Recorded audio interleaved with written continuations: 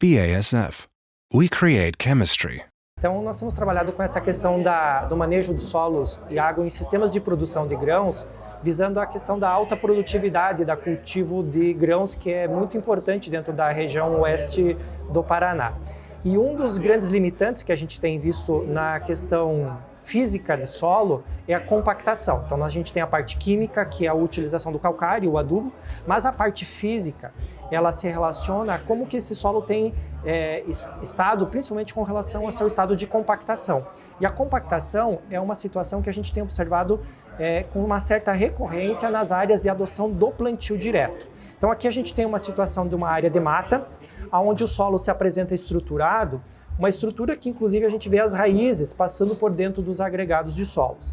Numa situação de pastagem, que é muito comum, aqui uma pastagem de sinodo, uma Tifton, a gente vê que a pastagem ela tem um sistema radicular muito agressivo, muito semelhante inclusive ao que o solo de mata apresenta. Então a gente vê um solo que apresenta uma certa estrutura.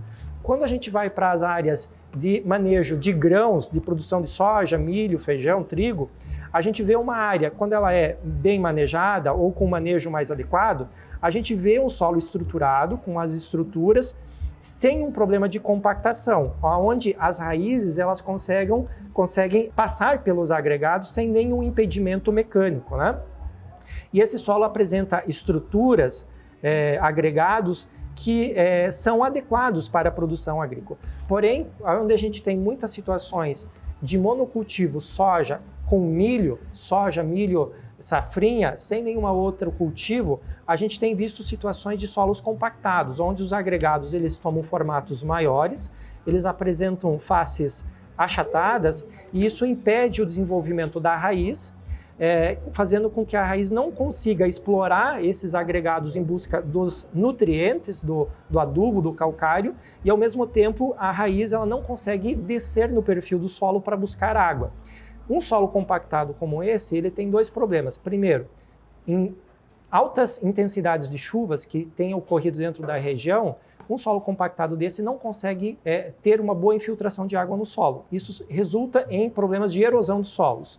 E ao mesmo tempo, essa compactação, quando a água sobe por capilaridade, que ela está no subsolo, ela vai chegar nessa camada compactada e não vai chegar na raiz que está na parte de cima. Então isso vai impedir também que nos períodos de veranico a gente tenha o acesso das plantas à água que está no subsolo. Então isso é um limitante dentro da região, das áreas de grãos, onde a gente tem visto que lavouras após 7 dias depois de uma precipitação já começam a mostrar sintomas de deficiência hídrica. Isso não deveria ocorrer se nós tivéssemos um solo bem estruturado, quem sabe muito próximo do que seria esse solo de mata ou de gramíneas, porque nós temos uma situação então de compactação que é totalmente diferente de um solo bem manejado. Numa situação de degradação física do solo como esse, nós precisamos tomar algumas atitudes. A escarificação, a subsolagem pode ser uma alternativa? Pode, só que ela é paliativa e em muitos casos ela não vai resolver o problema de forma para situações futuras. Então, se for adotar, ela tem que ser adotada conjuntamente com o que a gente preconiza, que é o quê?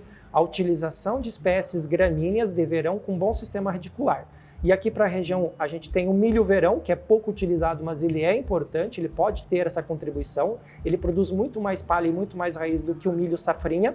E no período pós-cultivo da soja, a gente tem que pensar numa planta que consiga produzir palha e raiz. Acho que esse é o grande segredo de um bom manejo dos solos. E aí entra principalmente as gramíneas, o milheto, o capim-sudão, a braquiária em consórcio com milho. Então são espécies que podem estar agregando e melhorando o solo. Para a gente, quem sabe, sair de uma situação sem escarificação, dessa situação de compactação, e pelo fato das gramíneas terem um papel agressivo em termos de estruturação do solo, a gente ter essa melhoria através do uso de plantas que têm esse potencial de colocar raiz e palha no sistema. Então é importante que os agricultores que pensem em aumentar o seu potencial produtivo no cultivo de soja, por exemplo, que pensem então na rotação de culturas e principalmente se o solo tem problema de qualidade física, colocar então gramíneas que consigam romper e estruturar o solo para que aumente a taxa de infiltração e o solo passe a ser, além de um componente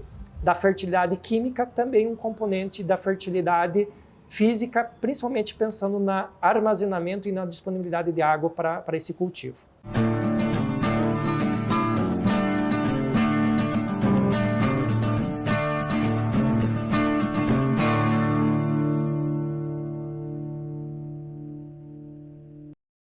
BASF. We create chemistry.